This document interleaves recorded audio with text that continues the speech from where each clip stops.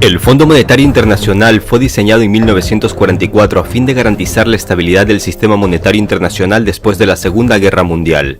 Se suponía que el FMI daría estabilidad económica a los países, pero desde entonces se ha demostrado que su tarea ha sido enriquecer a las corporaciones y banqueros, para los cuales ellos trabajan, y adueñarse con mucha astucia de los recursos naturales del país al que supuestamente ayudan.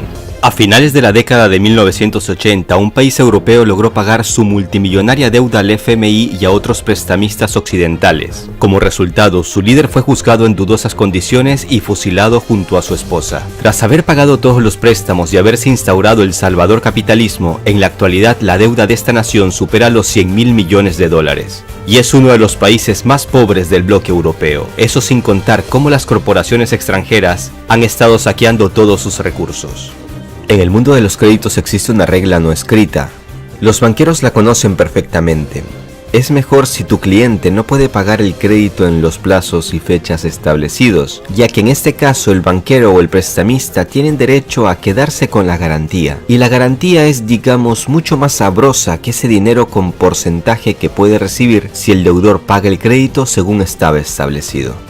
¿Aún eres testigo de cómo las empresas extranjeras hacen y deshacen en tu país? ¿Privatizan los recursos y se los llevan casi que regalado? No te pierdas este capítulo donde comprenderás cómo algunas naciones han logrado salir del yugo al que son sometidas por las élites financieras. El Imperio del Mal y los amos del mundo, sexta parte. ¿Hay gobiernos buenos y gobiernos malos? Todo depende de quien te lo diga. Por ejemplo, la crisis de México de 1982 derivó en un jugoso préstamo al FMI y desde entonces, en este país, se han estado privatizando decenas de empresas en áreas exclusivas y prioritarias del Estado. No más privatizaciones, esta política irá al basurero de la historia, decía López Obrador en su campaña presidencial. Y es que el viejo modelo de privatización, ese que pasa por las transferencias de las riquezas al extranjero y el desmantelamiento de la economía nacional, sigue muy en pie en países como México. Pero también salta a la vista otra pregunta: ¿hay dictaduras buenas y dictaduras malas? Otra vez, todo depende de quién te lo diga. Pero hoy te voy a contar el caso de un dictador que se opuso a la banca y a la privatización de una de las mayores minas de oro y terminó fusilado. Esto y más te lo cuento ahora mismo, pero antes suscríbete al canal para que veas los capítulos anteriores y no te pierdas los que están por venir. Y es que resulta difícil entender por qué si entre 1950 y 1975 la economía de Rumania creció a uno de los mayores ritmos del mundo, en la actualidad es uno de los países más pobres de Europa. Todo empezó con una serie de errores en las estrategias económicas en la década de los 70 que desató una crisis en este país. En concreto, algunas de sus industrias como la petroquímica o la del acero tenían una capacidad de producción mucho mayor de la necesaria para satisfacer las necesidades propias y la demanda exterior, resultando en una infrautilización de las instalaciones. Al ver el estado moribundo de esta nación, los países occidentales se mostraron dispuestos a ayudarles y posteriormente entró en juego el FMI. A mediados de los años 80, la deuda de Rumania a organizaciones financieras occidentales alcanzaba los 22.000 millones de dólares, y al entender que cada vez se metían en una situación más complicada, el líder de Rumania, Nicolae Ceausescu, llamémosle dictador si se quiere, entendió que necesitaba tomar medidas. Entre tantos problemas se sumaba el hecho de que su gran amigo, la Unión Soviética, a cargo de Gorbachev, había empezado una reforma económica conocida comúnmente como perestroika. Rumania estaba en una encrucijada. Y fue así como el líder rumano decidió pagar todas sus deudas lo más rápido posible y a cualquier precio. Y el precio que pagaron los rumanos fue una época de austeridad extrema.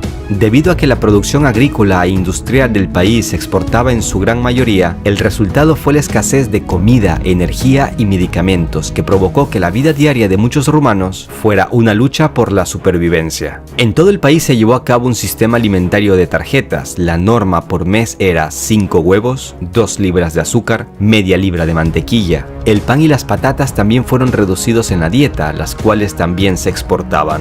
Empezó también una lucha contra la economía de la electricidad. La norma de temperatura en una oficina fue determinada en 14 grados centígrados. Agua caliente daban solo una vez a la semana. Y a los que tenían coches se les daban no más que 30 litros de gasolina al mes.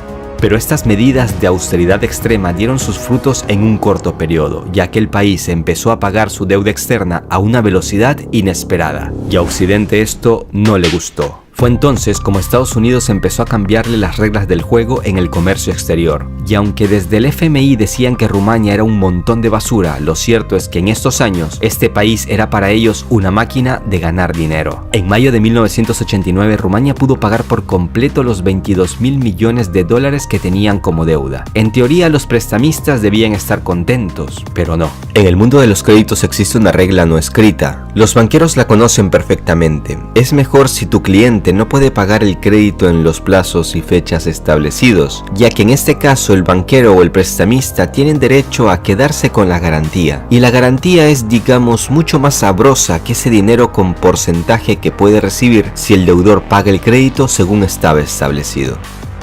Y la principal y jugosa garantía rumana para sus prestamistas occidentales era Rasía Montana, un maravilloso lugar que es considerado el mayor depósito de oro en Europa. Las élites financieras veían cómo la gallina de los huevos de oro se les fumaba al ver cómo Rumania terminaba de pagar hasta su último centavo de deuda. Había que tomar medidas, de inmediato.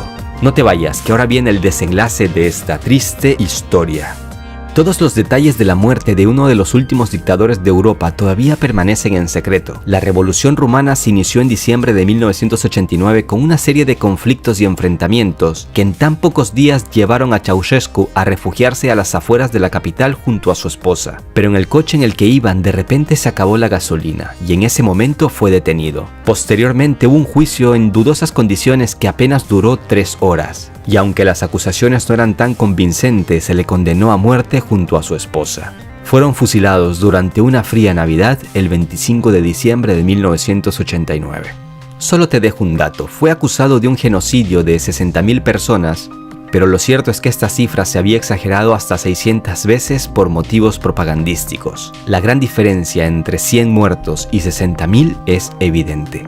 Pinochet, por ejemplo, disfrutó a sus anchas y murió bajo arresto domiciliario y con más de 300 cargos penales pendientes. Para mí es evidente la causa del asesinato de Ceausescu. No tenía nada que ver con algún tipo de ideología o por su política. Se trató de una sentencia de muerte por su iniciativa de salirse del camino de esta bancocracia mundial.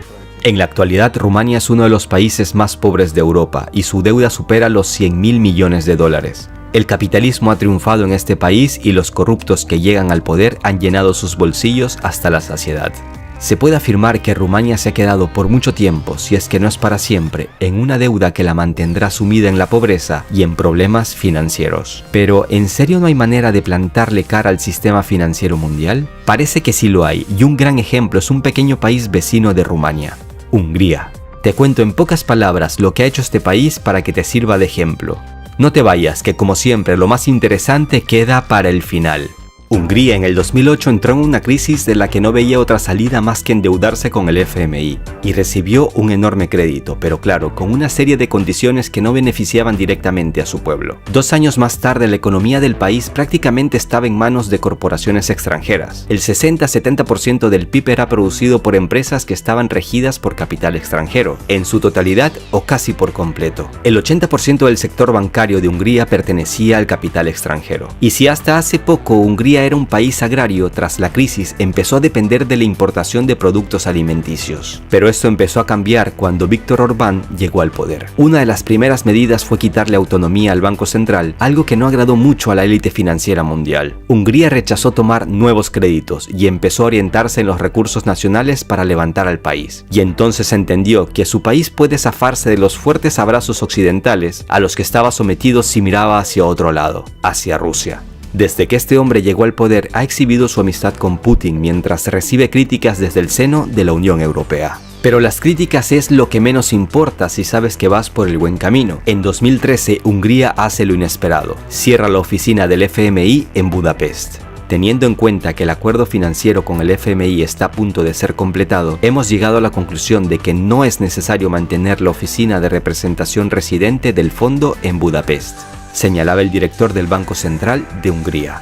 En marzo de 2016, Hungría pagó toda su deuda y empezaron a celebrar lo que llamaron una independencia financiera. Pero si ha pagado sus deudas y el país se recupera económicamente, ¿por qué ha recibido críticas desde Estados Unidos o desde la Comisión Europea? Pues todo parece demostrar que estos líderes están de parte de la banca y solo buscan mantener ese status quo en el mundo. Pero ahora vayámonos un poco más cerca, terminemos este video con algo más familiar. Hablemos de Argentina, una nación que acaba de endeudarse hasta la coronilla con el FMI, pese a su triste pasado de deudas con este organismo. Basta con pronunciar estas siglas en el centro de Buenos Aires para poner más que nerviosos a los que sufrieron las medidas impuestas por el fondo en el pasado. Te dejo un cortísimo fragmento que he tomado de un reportaje de la cadena RT.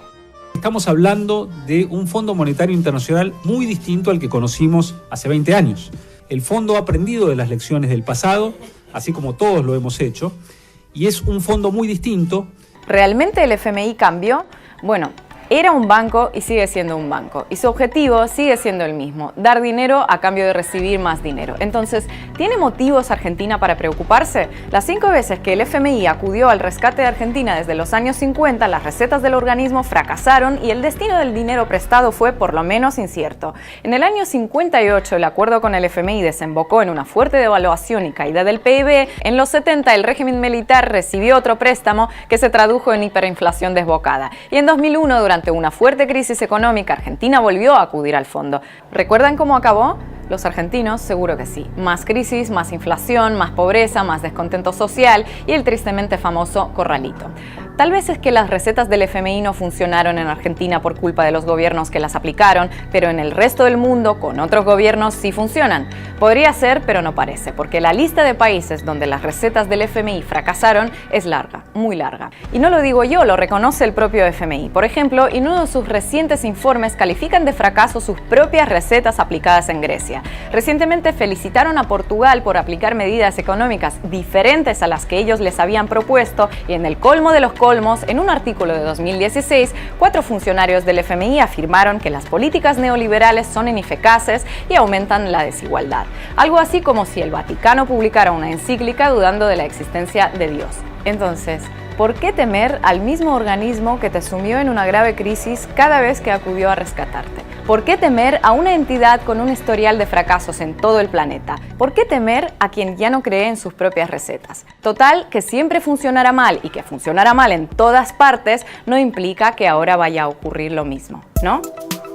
En el siguiente capítulo hablaremos de oro, de mucho oro, pero también de engaño, de mucho engaño, estafa y corrupción. Y en futuros capítulos estaremos hablando de López Obrador, el nuevo presidente de México que tiene con los nervios de punta a sus socios del norte. Suscríbete al canal para que no te pierdas los siguientes capítulos. Regálale un like al video para poder llegar a más gente y déjame tus comentarios. Tu opinión me interesa. Un abrazo a todos. Hasta la próxima.